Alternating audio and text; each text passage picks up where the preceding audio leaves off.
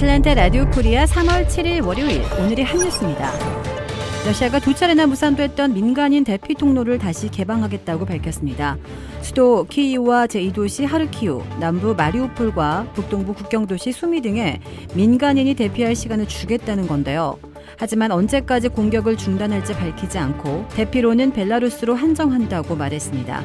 그러면서 수도 키이우 지역에서 이동 중인 러시아 탱크 영상을 공개했습니다. 우크라이나는 이 같은 러시아의 계획에 강력히 반발하고 있습니다. 개전 10일째인 현지 시간 7일 러시아와 우크라이나가 세 번째 평화회담을 시작했습니다. 양측의 협상 발표단은 지난 1, 2차 때와 같은 구성이며 회담 장소는 2차 회담 때와 같은 벨라루스 서남부 브레스트주의 벨라베슈 숲입니다. 인테르팍스 통신은 양측이 회담에서 정치적 해결 방안, 인도주의 구호 문제, 군사 분쟁 해결 방안 등 크게 세 가지 분야를 논의할 것이라고 전했습니다. 러시아와 우크라이나는 지난 3일 2차 협상에서 민간인 대피를 위한 인도주의 통로 개설과 통로 주변 휴전에 합의했으나 이에 따른 두 차례 민간인 탈출 시도는 모두 실패했고 양측은 서로의 책임을 돌리고 있습니다. 영토 문제와 관련해서는 앞선 두 차례 회담에서 확연한 입장차만 확인했습니다. 우크라이나는 러시아 측의 즉각적인 적대 행위 중지와 돈바스, 크림반도를 포함한 자국 영토에서 러시아군의 철군을 요구했습니다. 반면 러시아 측은 돈바스 지역에 친러 반군이 세운 도네츠크 공화국과 루안스크 공화국의 독립을 인정하고 우크라이나의 동맹 비가입을 명문화할 것을 요구했습니다. 이처럼 양측의 입장차가 상당해 3차 회담에서 추가 합의를 할 수 있을지 불투명한 상황입니다. 러시아의 우크라이나 침공으로 연일 급등 중인 유럽 천연가스 가격이 7일 장중 또다시 역대 최고가를 경신했습니다. 유럽 시장의 천연가스 가격을 대표하는 네덜란드 TTF 천연가스 선물 가격은 이날 개장 직후 전거래일보다 79.2% 뛰어오른 메가와트 시당 345유로까지 치솟아 역대 최고 기록을 새로 썼습니다. 현지 시간 6일 국제유가가 배럴당 130달러 선을 돌파했는데요. 브렌트유는 장중 한때 18%가 폭등해 139.13달러에 거래됐고 서부 텍사스산 원유는 130.50달러까지 뛰어올랐습니다. 이는 각각 2008년 7월 이후 최고치입니다.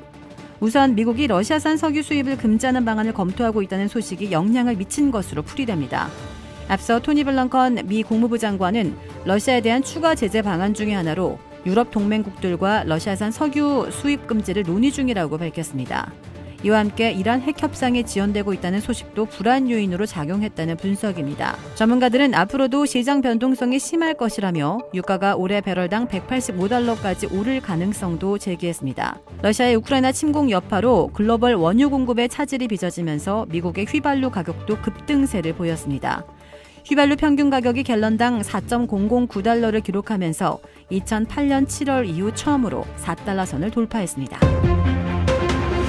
미국이 약국 등에서 무료로 검사해 양성이 나오면 현장에서 무료로 치료제까지 제공하는 새로운 원스톱 검사와 치료 방안을 이번 주부터 가동하기 시작해 코로나 바이러스 진압에 성과를 거둘지 기대되고 있습니다.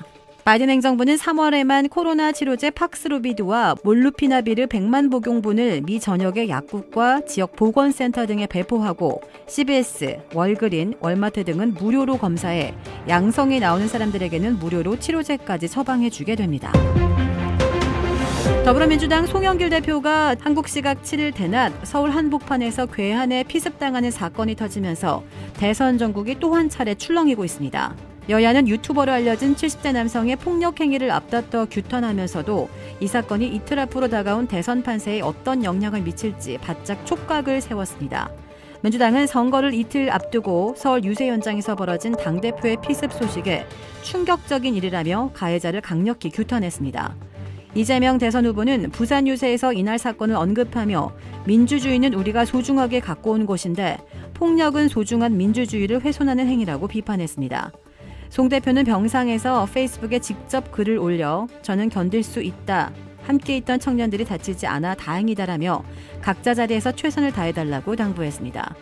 윤석열 후보는 페이스북에서 선거는 국민 앞에 비전과 정책, 능력 등을 평가받는 시험대이자 민주주의의 축제이다. 선거를 방해하는 그 어떤 폭력도 결코 정당화될 수 없다고 말했습니다. 다만 국민의힘은 여권이 이번 사건을 진보 진영 결집 계기로 삼거나 책임을 전가할 가능성을 경계하며 표심에 미칠 영향을 예의주시하는 모습입니다. 해군 특수전 전단 이근 전 대위가 우크라이나 의용군 참전 소식을 알린 가운데 인스타그램을 통해 우크라이나 현지 도착 사실을 알렸습니다. 이근 전 대위는 7일 오후 자신의 인스타그램을 통해 우크라이나에 도착했습니다. 6.25 전쟁 당시 도와주셔서 감사합니다. 이제는 우리가 도와드리겠습니다라는 글과 함께 한 장의 사진을 공개했습니다.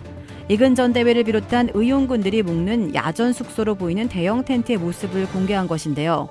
이에 앞서 이근 전 대위는 지난 6일 자신의 인스타그램과 유튜브 채널을 통해 우크라이나 대통령이 전 세계에 도움을 요청했을 때 즉시 의용군 임무를 준비했다며 48시간 이내 계획을 수립하고 코디네이션, 장비를 준비했다고 우크라이나를 위한 의용군 참전 소식을 밝혔습니다. 이어 이 전 대위는 처벌을 받는다고 해서 우리가 보유한 기술, 지식, 전문성을 통해서 우크라이나를 도와주지 않고 그냥 가만히 있을 수 없다며 비공식적인 절차를 통해 저의 팀이 문제없이 출국하고 우크라이나에 잘 도착해야 해서 관계자 몇 명을 제외하고는 누구에게도 계획을 공유하지 않았다고 밝혔습니다. 살아서 돌아간다면 제가 다 책임지고 주는 처벌을 받겠다고 준비 과정을 설명하기도 했습니다. 이런 가운데 또 다른 국민도 의용군 지원을 문의하고 있는 것으로 알려지자 한국 정부는 여행금지국에 무단 입국할 경우 최대 징역 1년형에 처해진다고 경고했습니다. 주택 구매뿐만 아니라 커머셜, 웨어하우스, 비즈니스 건물까지 부동산계의 큰손 이주환 부동산. 크레딧 카드 빚 최대 80%까지 탕감.